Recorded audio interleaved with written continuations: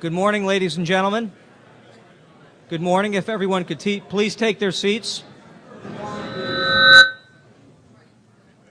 My name is Leonard Leo, and I serve as Executive Vice President of the Federalist Society. And on behalf of the directors and officers of the Society, it is my privilege to welcome you to our 25th anniversary convention.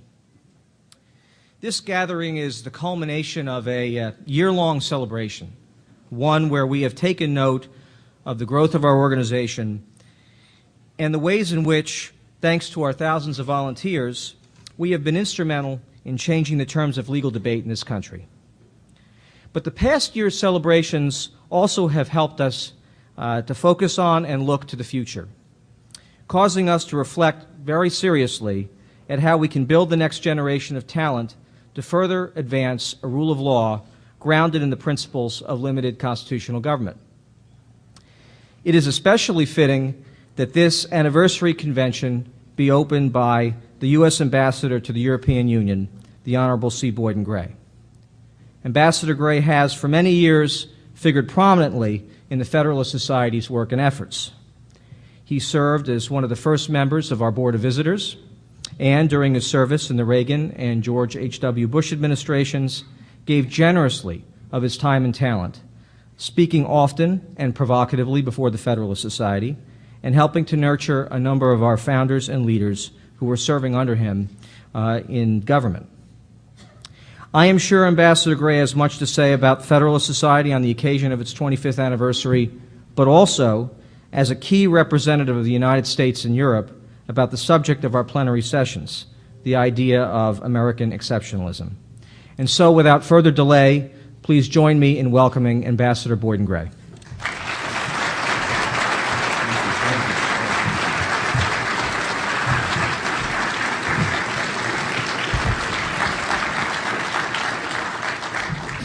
You know, it really is an honor, and I can't tell you how much of a pleasure to kick off this conference. I'm sorry that I brought Brussels rain to you.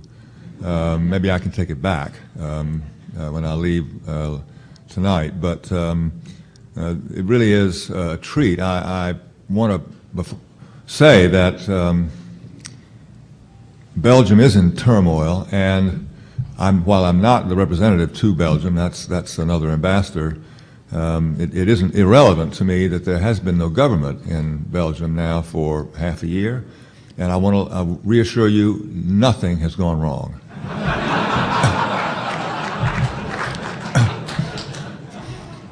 The food is just as good as it ever was. It may be better.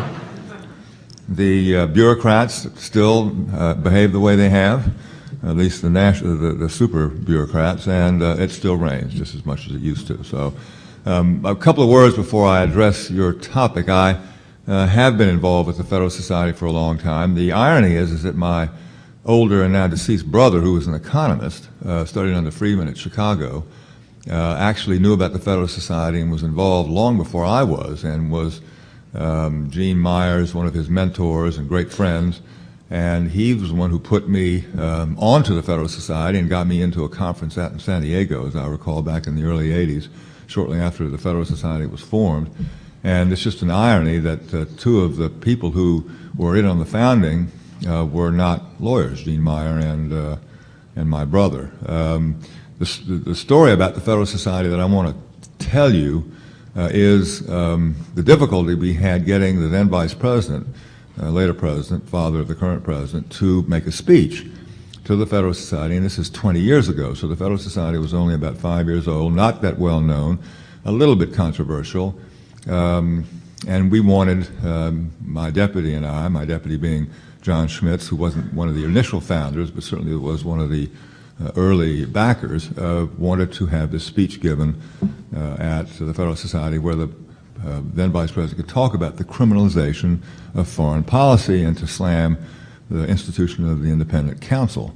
A provocative speech which did get a lot of press and did put the Federalist Society on the map when it was finally done. But the staff that I had to deal with, I won't identify who they were, didn't want this speech to take place, and the President wanted to do it, but the staff wouldn't implement it. So he said to me, At one point he said, now what you got to do is go back to your office and call Brad Reynolds at the Department of Justice and have him call me, and then I can tell them that the department wants me to do this. So I did that. I did that, called Brad called the president. The thing was duly scheduled. Of course it was. But then came the speech, and a lot of difficulty getting the speech through the speechwriters, getting the speechwriters to do the speech. And the night before he was to give the speech, he said to me, we were at a dinner at Kay Graham's house that was supposed to bury the hatchet, and he said to me, I hope you have something good for me to say tomorrow. And I said, well, I don't know, because they don't want you to say it. Who are they? And I said, you know who they are. And he said, yes, I think I do know who they are.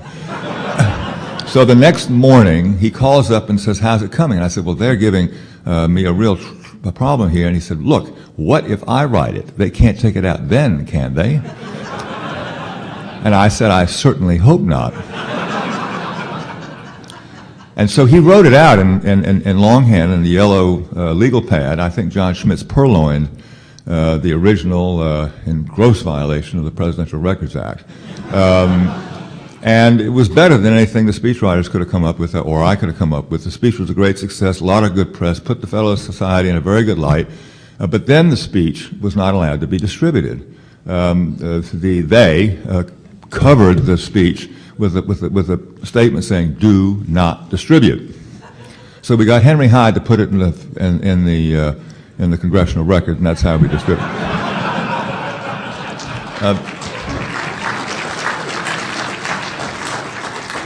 The Federalist Society had 5,000 members then. It has 42,000 now, so you can see what a great success the speech was.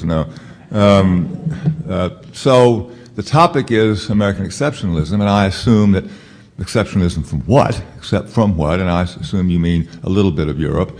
I want to say at the outset, though, and people have heard me say this, but I want to say at the outset that I have, in Europe, exceptional protection. And I just want you to know that. I'm safe. Whatever you think about Europe's being soft on terrorism, they clearly are not. They are definitely not. And we have, the U.S. and Europe, a great working relationship in sharing information. And they are very tough on this, whatever your preconceptions, whatever the media says. They're responsible for my safety. The house that I live in was bought from a Russian oligarch who was so worried about his future that he put in the most exquisite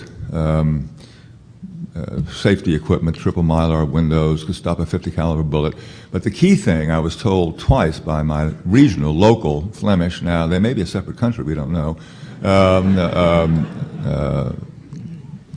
security officers, that the best thing I had were a set guarding my bedroom, a set of 4th century doors. And it took me 2 full briefings to screw up enough courage to ask, what in the hell is a 4th century door? You all must be really curious about a 4th century door. It was thick. They are thick. So they connote thickness. And they are thick. And I said, what is a 4th century door? And I was told by these Flemish guys, a 4th century door is that door which, for 1/2 hour, to allow you to call the police if you're under attack from Al-Qaeda, can withstand anything that could be thrown at it in the 4th century.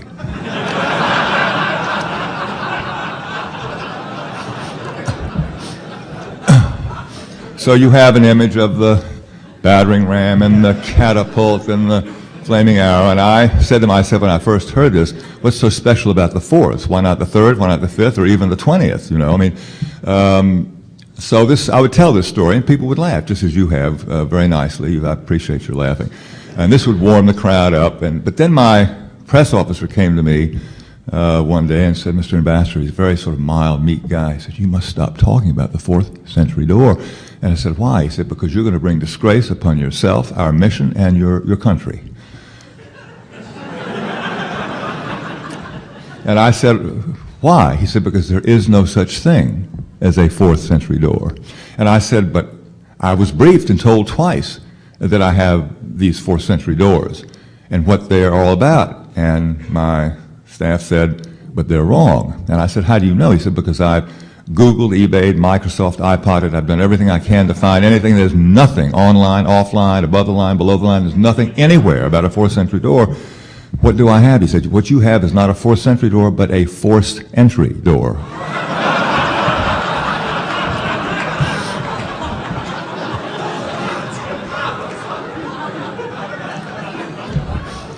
So I'm safe. I'm at least safe. No, what I want to talk about briefly, and I know there isn't much time, maybe not enough time, but impressions from Europe. I once asked a leading German writer, journalist, sort of philosopher, publisher, what's the difference between the two economies? I mean, I think he knew why I was asking. And he said, well, you know, the Scottish Enlightenment took off from the British Isles, crossed the Atlantic, dumped 1,000 years of feudalism in the North Atlantic, set up shop in your Constitution, where it has flourished ever since. A few bumps here and there, he said, but it could never get across the Channel in the opposite direction. Now, I'm not sure I agree with that completely, but it's a good starting point. What does he mean by that? What about the French? I mean, Benjamin Friedman in his book, The Moral Consequences of Economic Growth, gives Turgot almost equal billing with Adam Smith in terms of building the modern global economy for free markets. And of course, we had a triumphant visit just very recently by Sarkozy. And Lafayette, of course, helped us with our revolution going way, way back. So what about the continent? What does all this mean? Well, I'll come back to that. Just let me give you a couple of facts. And this, I think, surprises most Americans. It certainly surprised me when I got there, that this partnership, this transatlantic relationship, is really extremely deep. It consists it comprises 60% of the world GDP, 40% of world trade. There's $1 trillion on either side, give or take $1 billion here and there, of investment, 7 or 8 million jobs on each side, dependent on the other.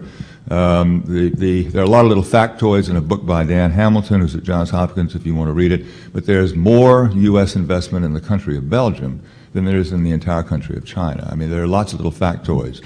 Ireland has more investment in Texas than Europe has in the whole of China. I mean, the little factoids like this, which I think would surprise all of you. This is an incredibly deep relationship, and so it's very important to us. And if we go wrong, Europe will suffer. And of course, what I worry about is that Europe goes wrong and we suffer. But however you look at it, we are joined at the hip. So it's important what happens there. The problem is that they are lagging in GDP growth compared to us. Their productivity growth historically is lower. Their educational, counterintuitively, they don't provide the same, anywhere near the same access to college education that we do. They don't have, continental Europe now, does not have a single university in the top 20. They don't match our R&D spending. They have no military capacity, in part because they don't have enough money to finance it. This impacts other issues such as Iran sanctions. They're so worried about little contracts in Iran that they're nervous about imposing sanctions, where if their economy were booming, these little contracts wouldn't matter much in the larger scheme of things. It impacts the possibility for Turkic accession, because here are 70 million low-wage workers. It's the Turkish plumber. The French are worried, well, not just the French, many on the continent are worried, but the French especially, about losing their jobs to entrepreneurial Turks. Now, the Turks have been fairly well integrated in Germany, and they're among their best workers, but this is not recognized throughout the rest of Europe. Europe has trouble with internal migration that's supposed to stand for the free flow of people, goods, capital, and services. But when the 15 new countries of the East came in, most of the European countries put in a ban on workers coming in from those countries. It would be like the West saying no workers from the South, or the Northeast saying no one from the South can move into Chicago or to Boston to pick up jobs. It's really quite astonishing. There were 3 countries that didn't put in these bars on internal migration: Sweden, Great Britain, and Ireland. And it so happens that these 3 countries have by far the lowest unemployment rates in all of Europe and the fastest economic growth. So you'd think Europe would understand that internal immigration, 800,000 moving into those 3 countries, would mean something, but it doesn't. It has not seeped in. France has lost 300,000 of its smartest young people to London and New York, and the key test of Sarkozy, in my view, is whether he'll get any of those 300,000 back to Paris. But Paris doesn't offer many job opportunities for young people who are really, really smart. And this is not good. So what's the cause of this? Well, Leonard Leo gave an answer once when he was in Europe. He was asked by some very appreciative parliamentarians that Leonard had spoken to, we need more information about your Madison so that we can better improve our economies here. And Leonard may not remember this, but Leonard said, "It's not Madison you want, it's Hamilton."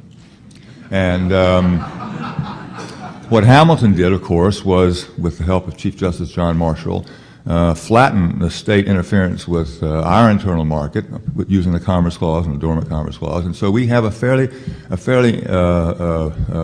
market-oriented internal market here. But the Europeans have not been able to finish this. And the head of the European Central Bank recently gave a speech saying, we suffer, we leave a lot of growth on the table because we haven't completed our internal market, especially in services, and we have not finished what's called the Lisbon Agenda, which is a deregulation agenda along the lines of what Reagan launched, and actually Carter had launched with Senator Kennedy on transportation deregulation, Justice Breyer, that they have not been able to do this, and that must be done if they are to keep up with us, or at least not infect us with some of their sort of over-regulation and protectionism. Now, there are sort of two visions that are kind of emerging in Europe. In order to complete the Lisbon Agenda and to cement this relationship with the United States, Chancellor Merkel started a transatlantic partnership to deregulate down, to harmonize down, to help Europe complete its deregulation, complete its internal market, and cement the relationship with the United States. The first meeting was held last weekend, last Thursday and Friday. It went extremely well, although it was very, very tough going. But there are vertical discussions over different sectors: agriculture, drugs, environment, and then there's the horizontal effort to harmonize our ability to do cost-benefit analysis, regulatory impact analysis. The cost-benefit analysis can be binding on our executive branch, and the courts have approved this, as you all know, the D.C. Circuit, but this is not anywhere near close on the European side. So a lot of work needs to be done, but I'm positive. On the other hand, there is a move to make Europe the regulator of the world, and we all see this. Not Microsoft by itself wouldn't necessarily say this, but look at Intel, look at Qualcomm, look at the investigations that the competition authorities in Europe are doing at the request of our companies who have run out of remedies in the United States.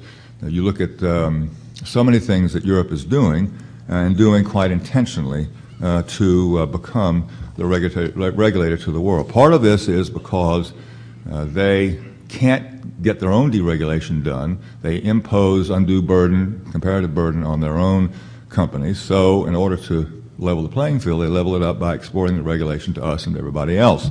So that's part of it. Another problem is, of course, they have the largest market, consumer market that's rich, that's buying a lot, 500 million people. And so if you want to market internationally, you basically have to meet the highest standard, and that is the European standard. And Mandelson said not too long ago, he's the trade minister, he's the equivalent of our Susan Schwab, he said the rules of the single market are the foundation, the rules of the EU single market are the foundation to export our rules and standards around the world, an increasingly important part of my job.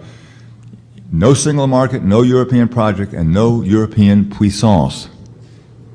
It's not a nice word, I wouldn't use that word, but Peter used it. But the idea is that Europe's power will not come from its military or anything else. It will come, because it doesn't have a military, it will come from its ability to tell the rest of the world how to make their products.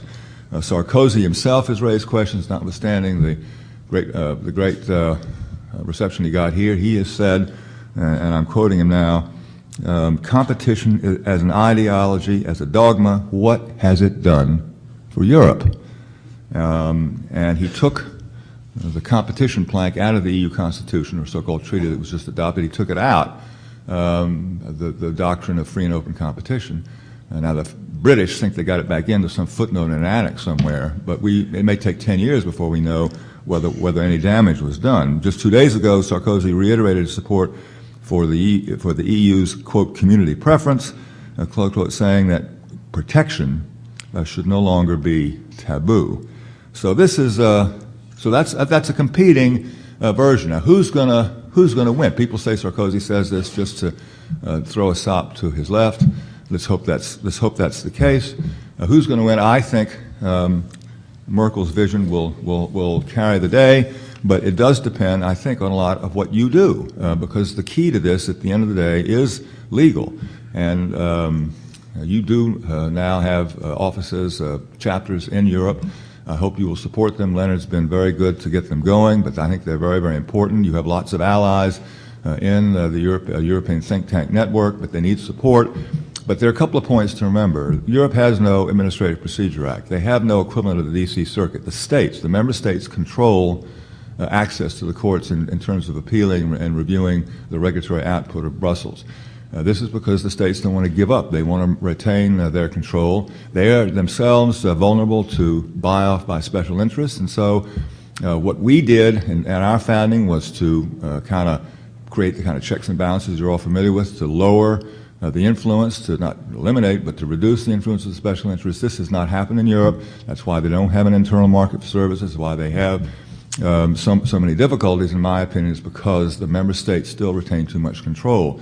And there is no standing for an individual company or industry or individual consumer to sue in the European Court of Justice to get review of European rules. The European Court of Justice has been like our Supreme Court. It has forged such internal market as Europe has. They've done it because, as one European politician said, we all know what we have to do to restore our competitiveness. We just don't know how to get elected after we've done it. But we shouldn't take, sanctimonious view about that, because frankly our politicians couldn't have done it either. It was really done in the early years by Chief Justice Marshall, and the idea, much of our doctrine of court independence stems from the period back when Hamilton wanted to make sure that the court had the authority to stuff the states, especially his own state of New York. So hopefully the Merkel vision will prevail, but the lawyers, in terms of procedural rights, cost-benefit analysis, review in the courts of bad things that happen. Can you imagine? I don't know what the data are, but I think maybe a third of the U.S. regulatory output is thrown out by the D.C. Circuit. Think of how much better Europe would be if a third of it went by the wayside, but it doesn't. Now, this is not to say that we're all great on all these things. We have our problems too. Trial lawyers and is a well-known example. We need to really work on this. We're losing our competitiveness to London. I asked the former vice chairman of J.P. Morgan, a great friend of mine, college classmate, roommate, how would you apportion the damage done to our financial services by the tort problem, the securities law problem versus Sarbanes-Oxley? Is it 50-50, 60-40, 40-60? What's the ratio? And he said it's 90-10. It's 90% trial lawyer, 10% Sarbanes-Oxley. So this is a real problem for us. And I've said to the Europeans, the grand bargain that would seal our long-term relationship, that would solve the problems, such problems as do exist, the Merkel Initiative, make it go smoother, that would create a seamless market, that would be free and open competition. The way to do this is to trade to Europe our trial lawyers and take the French farmer back in return.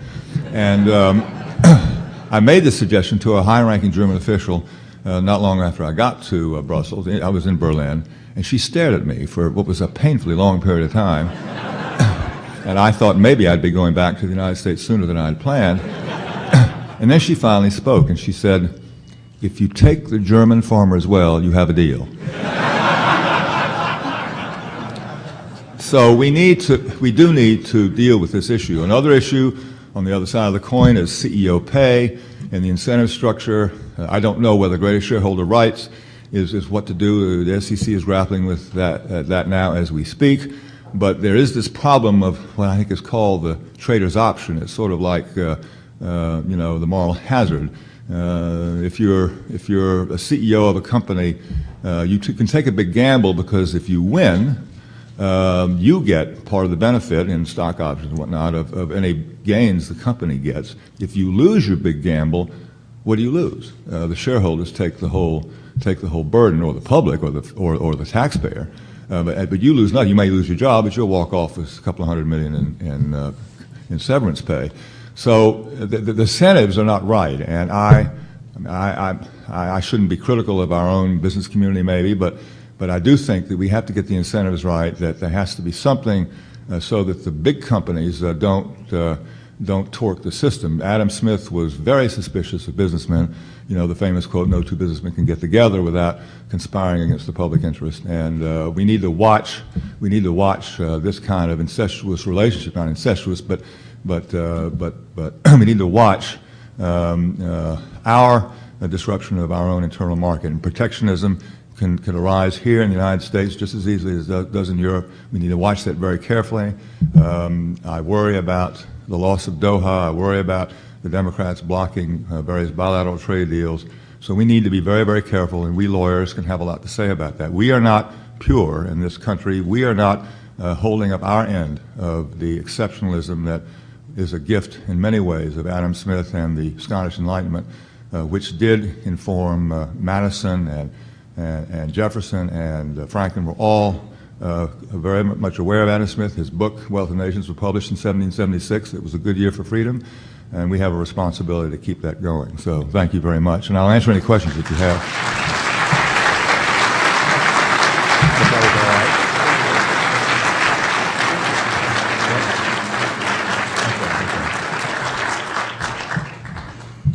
Ambassador, thank you very much.